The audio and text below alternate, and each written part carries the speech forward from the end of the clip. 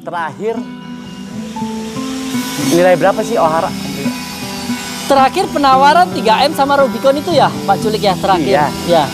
Berarti apabila itu terjadi, transaksi murah yang 1M kemarin Bukan apa-apanya. Prestasinya nggak bisa dibandingkan. 1M prestasinya cuman nggak lebih dari 1 bulan. Itu gini ceritanya Pak Culik. Ayo. Bangsat juga. Bangsat juga. Ini pengalaman saya terbangsat sebangsat-bangsatnya juri ini. Culik ASBR terus berkicau. Kicau. Apa yang berkicau? Culiknya. Bukan burungnya. Burung culik. Assalamualaikum warahmatullahi wabarakatuh. Waalaikumsalam warahmatullahi wabarakatuh. Apa kabar Pak Culik? Alhamdulillah. Ini suatu hal yang sangat menyenangkan hari ini karena di sebelah saya ada artis di dunia perburungan. Om Priyo. Ya, siapa Kabar, Culik? Om Priyo? Baik Pak Culik kabarnya. Siapa sih yang nggak kenal sama Priyo RGN, Priyo Raja Company? Kenapa jadi artis? Sebetulnya Om Priyo Artis ini abal-abal. dalam dunia burung itu 10 tahun. 10 tahun lebih lah Pak Culik. 10 tahun lebih. Ya, dari 2002. 2002 ya. Iya. Yang jauh sebelum Om Priyo ada. Betul. Yang membuat konten YouTube banyak. Ini paling berhasil. Masih belajar Pak Culik, masih belajar. 500 Hampir menuju 500.000. ya kan, akan dihadiahi. Ada giveaway Ya, Ohara, anakan Ohara, Ya. betul. Ini Ohara dulu deh Siap. sebelum kita ke Viking Viking Arena. Arena. Oke. Karena Ohara ada sebagian orang yang ternyata tidak percaya bahwa Ohara ini memang burung legenda hidup. Legenda hidup, betul. Siap. Karena sekarang masuk penangkaran. Penangkaran, betul. Siap. Legenda kenapa? Karena prestasinya luar biasa. Betul. Bahkan persaingannya dulu Wah, berat. beradu gengsi dengan Sinroni ya. Sinroni, betul. Ini terakhir nilai berapa sih Ohara? Om Priyo? Terakhir penawaran 3M sama Rubicon itu ya Pak Culik ya terakhir. Iya. Ya. Berarti apabila itu terjadi, transaksi murah yang 1M kemarin Bukan apa-apanya. Prestasinya nggak bisa dibandingkan. 1M prestasinya cuman nggak lebih dari 1 bulan. Ohara 4 tahun coy. Oh iya, Superman ya. Iya. Belum kedengeran lagi. Belum kedengaran lagi. Superman mencoba mencubit Ohara, tapi secara mental dan kemampuan belum siap. Iya ya. Iya. Akhirnya hanya bertahan berapa bulan berprestasi di dunia kicauan. 3 miliar tambah Rubicon second lah ya. Rubicon second berarti itu kan nilainya udah di atas masih 500 juta. Iya, betul. 3,5 Iya. miliar Iya. nggak dijual. Betul. Nggak dijual. Karena itu bagi saya Ohara itu sudah satu kesatuan. Dan Ohara itu yang melambungkan nama saya juga Pak Culik. Jadi saya harga berapapun, fantastis apapun tidak saya jual. Iya ya. Ya, Pak Culik kan salah satu tokoh sejarah yang mencatat sejarah prestasi saya di dunia burung juga. Gimana perjalanan saya dari lapangan dari 2016 memegang Ohara sampai 2021. Oke, kok 2021, 2016 sampai 2014 sampai 2019, 2020 lah. Kayak gitu, 2019 Pak Culik ya. 2019 lah, dari sampai 2019, 2018, 2019. Itu orang gila mana sih?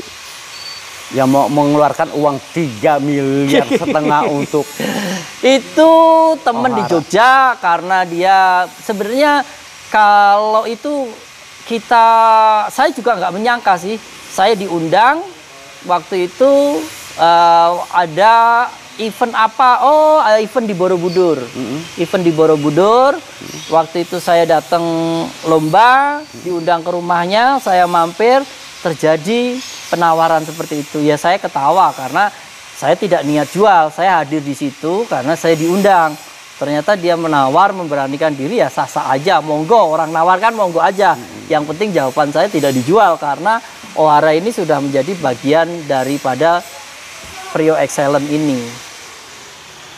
Terus asalnya Om Priyo kan pemain burung. Ini jadi YouTuber ini kan sekarang apalagi YouTuber besar ya, subscribernya udah 500.000 itu pasti sibuk lah. Ya, bahkan kemarin ada yang datang Panji. Iya. Panji Petualang kan. Ya, terus yang kuncir tuh siapa tuh? Yang Audrey. Reptil itu ya? Audrey ya? Audrey reptil. Sibuk. Oh. Ngurusin RGN. Sibuk, betul. Ngurusin produk ya pasti jauh lebih sibuk. Betul. Kemarin sempat protes Om Priyo, sempat punya status lomba burung, bahwa di lomba itu kurang bagus lah penilaiannya. Memang masih sempat main burung. Itu gini ceritanya Pak Culi. Ayo, bangsat juga. Bangsat juga. Ini pengalaman saya terbangsat sebangsat-bangsatnya juri ini. Saya ceritanya kan bikin konten. Saya nyamar. Oh, nyamar. Saya nyamar Pak Culi. Pakai Alphard putih waktu itu ya? Iya, pakai Alphard tapi parkirnya saya jauh. Oh, iya. Saya jalan di situ nyamar, pakai wig, pakai topi, pakai masker. Saya nyamar. Di situ saya bawa murai batu Zoro. Di situ cuman ada 8 gantangan. Oh, nggak banyak? Nggak banyak. Alhamdulillah si Zoronya ini tampil paling dominan di antara burung yang lain. Ya kan? Tapi hasil eksekusinya meleset. Diambil juara 2. Nah, dua-duanya ini kalau kita bicara perform itu di bawah kinerja Zoro waktu itu. Ya saya ini tergelitik juga gitu loh. Kok masih mandang personalnya, padahal main burung ini kan bener-bener real burung yang harus lawan burung dengan burung, bukan personalnya. Saya lihat kan juri sebelum eksekusi dia melihat kanan kiri burung siapa, mencari tahu burung siapa, itu kan nggak etis.